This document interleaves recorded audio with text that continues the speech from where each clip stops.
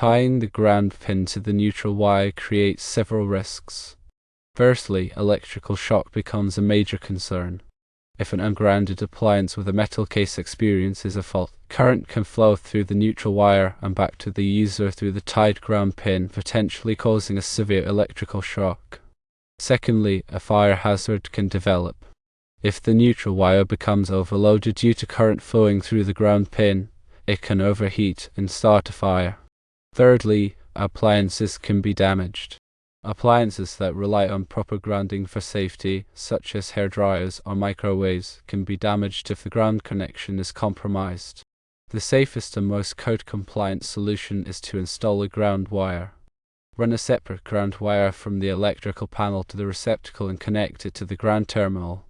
If it is not feasible to install a ground wire, remove the ground pin from the receptacle to prevent accidental contact. This is less desirable than installing a ground wire, but it eliminates the risk of electrical shock.